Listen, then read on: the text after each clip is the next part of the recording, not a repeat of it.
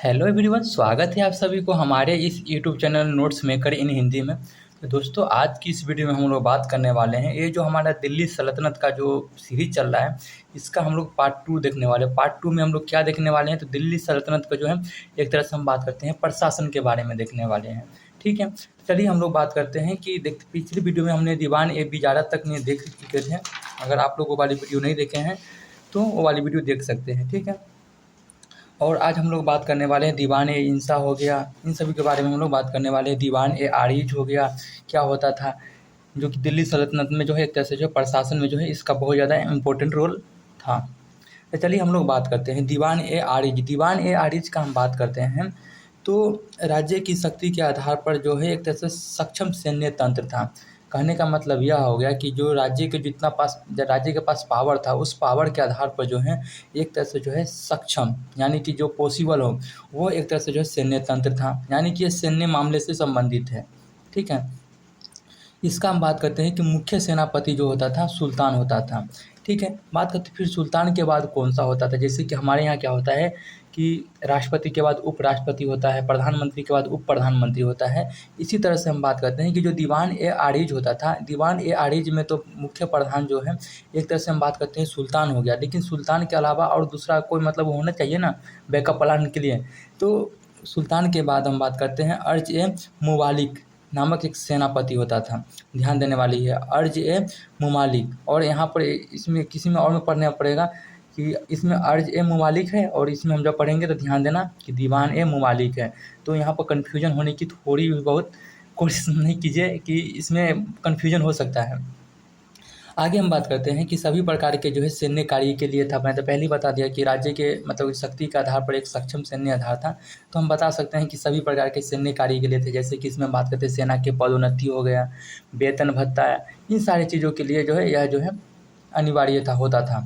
बात करते हैं शक्तिशाली सैन्य के लिए जो है यह जो किसके द्वारा गठन किया गया था, दिल्ली सल्तनत में। ध्यान देने वाली बात है, आप इसको अंडरलाइन कर सकते हैं कि दिल्ली सल्तनत में जो है दीवान ए जो आरिज होता था, इसका जो है गठन जो है सैन्य संचालन के लिए जो है बलबन द्वारा किया गया था। बलबन का टाइम पीरियड कितना है, तो 1266 से 1287। ठीक है, अब हम बात करते हैं दीवान ए इंसा। दीवान ए इंसा में क्या होता था, हम लोग दिल्ली सल्तनत में चल रहे हैं प्रशासन के ऊपर। ठीक है, दीवान ए इंसा में क्या होता था, राजकीय फरमान भी जो है जारी करता था। ये जो है राजकीय फरमान वगैरह जारी करते थे। बात करते हैं कि एक तरह से हम इसके बारे में बात करते हैं कि ये जो है पत्राचार विभाग था। ठीक है, लेकिन इसने क्या काम किया था, विदेशी पत्राचार में जो है मुख्य आधा भूमिका निभाया था। मतलब जो विदेश से जो पत्र वगैरह आता था उसमें काफ़ी ज़्यादा जो है भूमिका जो है निभाया था।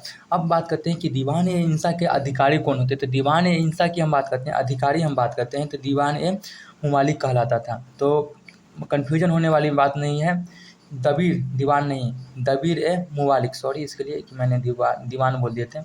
दबीर ए मुबालिक होता है और यहाँ पर अर्ज ए मुबालिक है, तो कन्फ्यूजन वाली बात नहीं है। ये हम बात करते हैं कि उप सुल्तान होता था, यानी कि सुल्तान के बाद दूसरा पद होता था, और इसमें जो है मुख्य पद यही होता था, जिसका नाम होता था मुख्य अधिकारी होता था, उसका नाम क्या होता था, दीवान ए मुबालिक। ठीक है, अब हम बात करते हैं दीवान ए रिसालत।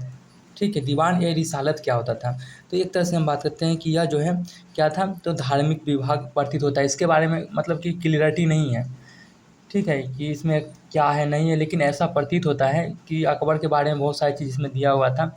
ठीक है, अरे अकबर कहाँ चले गए, बलबन के बारे में बहुत सारी चीज़ दिया गया था, ऐबक के बारे में बहुत सारी चीज़ दिया गया था। अकबर तो मुगल पीरियड में हो गया ना। हाँ, तो धार्मिक विभाग के बारे में इसमें जो है एक तरह से प्रतीत होता है, सैन्य मामले के भी बारे में जानकारी मिलता है। तो इसमें काफ़ी ज़्यादा जो देखे, जब हम उसको पढ़े तो उसमें ऐसा फील हुआ कि यह जो है धर्म से ज़्यादा जो है रिलेटेड है। इसमें आप इसको श्योर नहीं बोल सकते हैं कि यह जो है मतलब कि धार्मिक विभाग से ही था, बस प्रतीत होता है, ऐसा कर सकते हैं, मान सकते हैं। वहीं दूसरी तरफ हम बात करते हैं कि दीवान ए रिसालत जो है एक तरह से हम बात करते हैं विद्वानों को जो है सहायता एवं अनुदान प्रदान करता था। ये क्या काम करता था, विद्वान जो होते थे, जो दरबार में विद्वान वगैरह होते थे, उनको सहायता और बहुत सारे जो गिफ्ट विफ्ट अनुदान वगैरह जो है देते थे, ग्रांट्स वगैरह दिया करते थे। बात करते हैं कि प्रधान जो है इसका हम बात करते हैं सद्र उस शूद्र होता था। ध्यान देने वाली बात है, इसका प्रधान की हम बात करते हैं सद्र उस शूद्र होता था। शूद्र वो वाली नहीं जो कि हम ऋग्वेद में पढ़ते हैं, वो वाली शूद्र नहीं, ध्यान देने वाली है, सद्र उस शूद्र होता था। इसके बाद कहते हैं यह जो है क्या काम करता था, धार्मिक धर्म के आचरण के संदर्भ में जो है सुनाई करता था। तो हम इसी के आधार पर हम यह माने कि यह जो है धार्मिक विभाग से जो है प्रतीत होता है।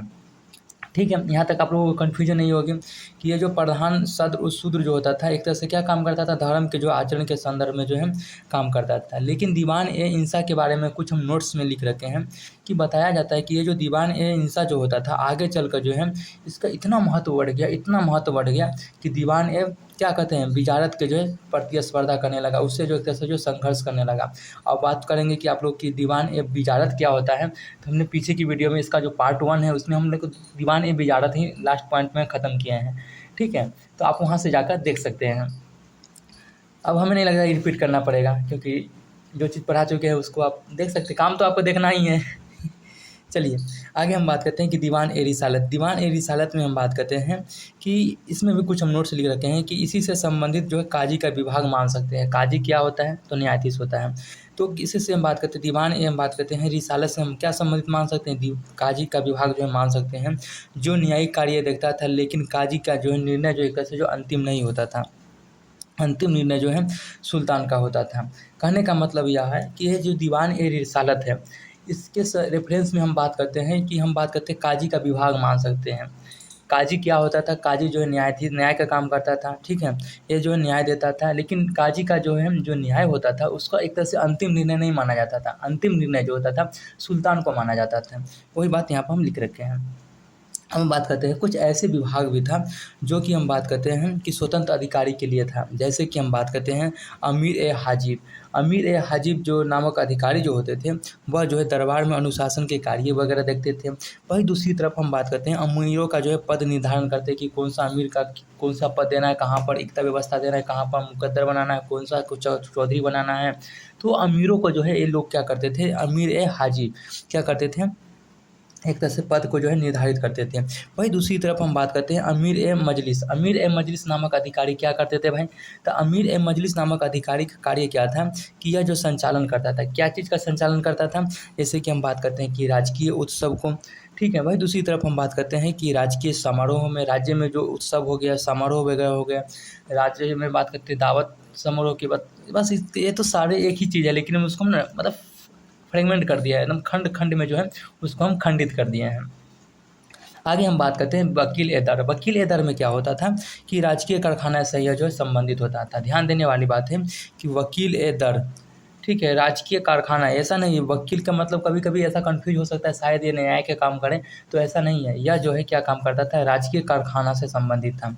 ठीक है, भाई हम बात करते हैं सर ए जनादर। सर ए जनादर का जो अधिकारी होता था वह क्या काम करता था, ये सब स्वतंत्र अधिकारी होता था। ध्यान देने वाली बात, दिल्ली सल्तनत में ये जो है एक तरह से बात करते हैं स्वतंत्र अधिकारी होता था, और यह जो काम करता था सल्तनत की सुरक्षा से संबंधित इसका जो कार्य था कि वह सल्तनत को जो है किस प्रकार से सुरक्षा दिया जाए। जब बलबन बाहर निकलता था उसके सामने हजारों तलवार निकलती थी, तो उसमें भी एक तरह से सुरक्षा वगैरह को जो है देखा जाता था। तो उसमें यह जो है काफ़ी ज़्यादा जो है मुख्य भूमिका निभाता था।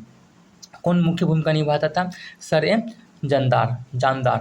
ओके, अब हम बात करते हैं सुल्तान द्वारा जो है कुछ गठित विभाग था जो कि अपनी सुविधा के लिए स्वयं करता था और उसको जो है स्वयं खत्म कर देता था। ठीक है,